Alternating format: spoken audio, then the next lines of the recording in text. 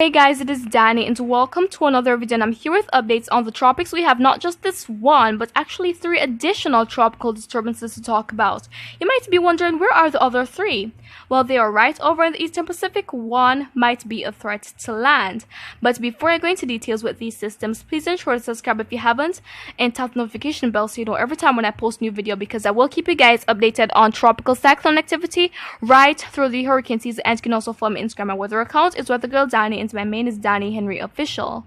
Okay, so going back to the Atlantic right now, the Atlantic's disturbance is given a medium 40% chance of formation through both 48 hours and 5 days, and the reason for that is all due to some cooler waters, and we all know cool waters mean trouble for tropical cyclone development. It helps to inhibit it because tropical cyclones need warm, moist conditions in order to intensify, and so the system will not be getting much of that. Hence, it has such a very limited time to become a subtropical cyclone, and if it does, it will acquire the name Dani'i, and right now it is actually designated as Invest 95L. And on satellite view here, we're seeing that it is not very organized, but it is starting to possess those subtropical characteristics.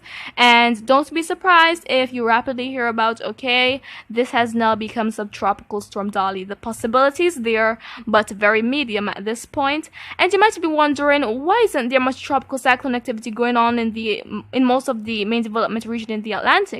Well, the reason for that is all due to some Saharan dust that is going to be moving across the region. Well, it is moving across the region, and actually it helps to inhibit rainfall activity because remember, it is dry air, and tropical cyclones need warm, moist conditions in order to develop and intensify, and this will inhibit most rainfall activity and shower and thunderstorm activity as well. And so this might even move up into the Gulf Coast. Some of the southeastern United States might be affected as well.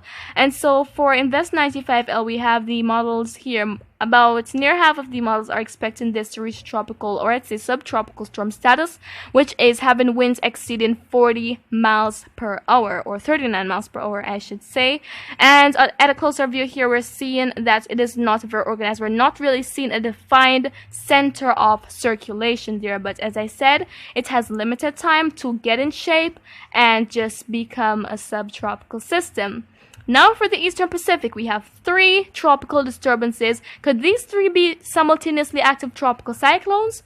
Well, we're seeing a potential here. So the one to your left is given a 40% chance through 5 days. The one in the middle is given a 50% chance of formation through the next 5 days. And the one to your right is given a medium 40% chance of formation through the next 5 days here. And so we just have to keep watching these. And the one that is actually probably a threat to land is the one to your right, which is actually designated as Invest 92E.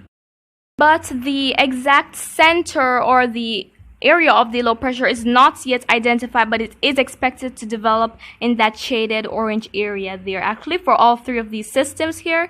And so the next 3 names on the list for the Eastern Pacific hurricane season are Boris, Christina, and Douglas, and so we could see these 3 being simultaneously active tropical cyclones here, and we just have to keep watching it. And as for Invest 92E, we're seeing on satellite view here that we're seeing disorganized shower and thunderstorm activity, and so we will just have to wait and see. This will definitely gain some more organization and gain strength to be classified as a tropical cyclone, guys. And so that is really it for this update on the tropics, guys. And so if you found this video to be pretty informative, please give a thumbs up, and you can also share your thoughts with me in the comments or ask a question. I will try to respond as best and as soon as I can. And remember to always be weather-wise, and I will keep giving all the necessary updates on the tropics as time goes by.